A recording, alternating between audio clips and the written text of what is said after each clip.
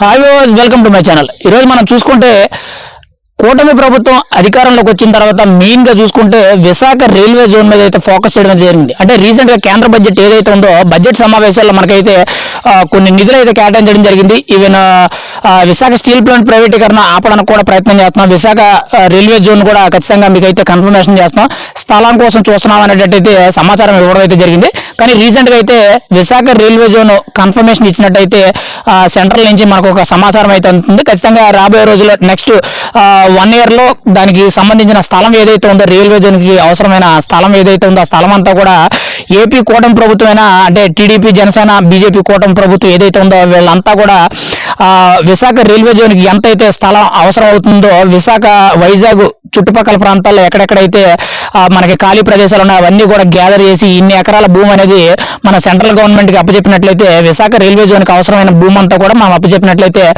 Central railway board ఏదైతే ఉందో అంటే మెయిన్ గా మనం చూసుకుంటే రైల్వే శాఖ మంత్రి కానీ లేకపోతే రైల్వే శాఖ ఎవరైతే అధికారులు ఉన్నారో వాళ్ళందరూ కూడా వర్క్ స్టార్ట్ చేయడానికి అయితే రెడీగా ఉన్నట్టయితే మనకైతే సమాచారం తెలుస్తుంది. కానీ గతంలో చూసుకుంటే మనకి మెయిన్ గా విశాఖ రైల్వే జోన్ అనేది ఆంధ్రప్రదేశ్ కు ఒక కళగానే మిగిలిపోతుంది. ఆంధ్రప్రదేశ్ అభివృద్ధిలో భాగంగా విశాఖ రైల్వే జోన్ అనేది కూడా ఒక ప్రాథమికంగా మెయిన్ గా ఒక అంశంగా మిగిలిపోతుంది తప్పితే అది ఎప్పుడు కూడా ఖచ్చితంగా నెరవేరదని చెప్పి అనుకున్నారు.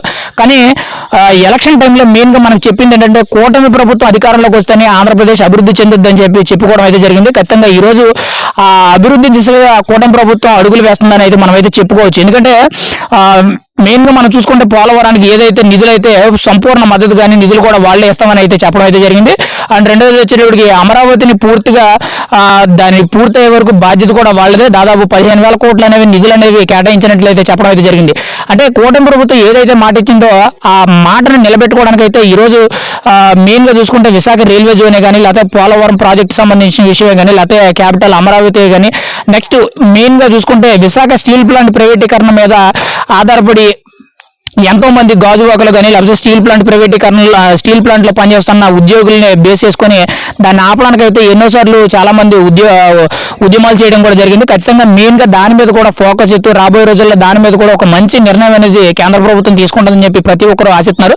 కానీ ఇక్కడ ఈ రోజు శుభపరిణామం ఏంటంటే విశాఖ రైల్వే జోన్ అనేది ఫైనల్ గా అయితే ఆంధ్రప్రదేశ్ రాష్ట్రానికి వైజాగ్ విశాఖపట్నానికి అయితే కన్ఫర్మ్ అవ్వడం అయితే జరిగింది. ఫైనల్ గా చూసుకుంటే కూటమి ప్రభుత్వం వచ్చింది, ఆంధ్రప్రదేశ్ అభివృద్ధి దిశగా అడుగులు వేస్తుందని అయితే మనం అయితే చెప్పుకోవచ్చు.